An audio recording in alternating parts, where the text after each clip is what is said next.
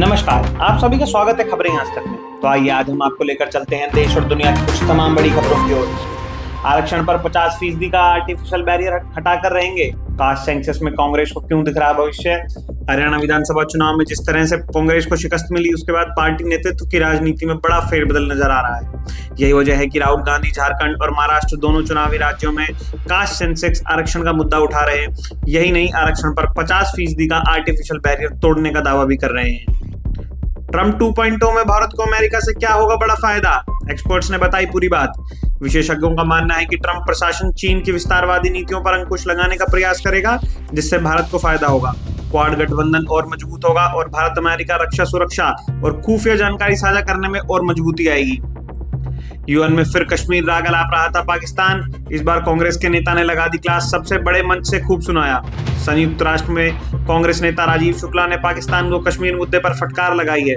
शुक्ला ने पाकिस्तान पर झूठ और भ्रामक जानकारी फैलाने का आरोप लगाते हुए कहा कि जम्मू कश्मीर में हाल ही में हुए चुनाव में बड़ी संख्या में लोगों ने मतदान किया, जो पाकिस्तान के दावों को खारिज करता है। जब जब बटेंगे तब तब कटेंगे, एक रहेंगे तो नेक और सेफ रहेंगे। महाराष्ट्र में सीएम योगी ने इस्लाम पर भी साधा निशाना। सीएम योगी ने फिर चिरपरिचित अंदाज में बटेंगे तो कटेंगे के स्लोगन के जरिए हुंकार भरी।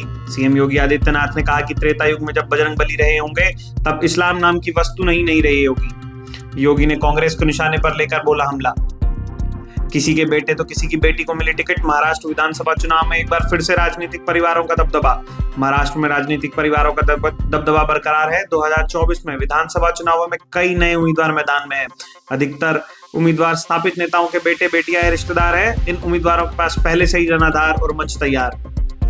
कंगाल पाकिस्तान के बद से बदतर हो रहे हालात। सरकार के पास शिक्षकों को वेतन देने के भी पैसे नहीं, सड़कों पर हजारों टीचर। प्रदर्शन कर रहे शिक्षकों का कहना है कि एक तो उनकी सैलरी बेहद कम है और उस पर भी उनका वेतन जारी नहीं हो रहा है। उन्हें मार्च से वेतन नहीं मिला है। ऐसे में अब उनके पास स्कूल पहुंचने के लिए किराया भी नहीं है और वे रिश्तेदारों से कर्ज लेने को मजबूर हो रहे हैं। ट्रंप की जीत से क्यों टेंशन में है अमेरिका मैन मोहम्मद यूनुस। क्या बांग्लादेश में होगी शेख हसीना की वापसी। डोनाल्ड ट्रंप की जीत को अंतरिम सरकार के मुखिया मोहम्मद यूनुस के लिए टेंशन की बात बताई जा रही है। ट्रंप शुरू से ही मोहम्मद यूनुस को पसंद नहीं करते हैं। यही कारण है कि ट्रंप ने अपनी चुनावी कैंपेन के दौरान बांग्लादेश में हिंदुओं के हालात पर चिंता जताई थी। स्कोडा कायलैक भारत में 7.89 लाख रुपए में लॉन्च। ब्रेजा, नेक्सॉन और सोनेट की आई शामत। स्कोडा ऑटो इंडिया ने भारतीय बाजार में अपनी नई सब 4 मीटर कॉम्पैक्ट एसयूवी कायलैक लॉन्च कर दी है, जिसकी शुरुआती एक्स शोरूम प्राइस 7.89 लाख रुपए।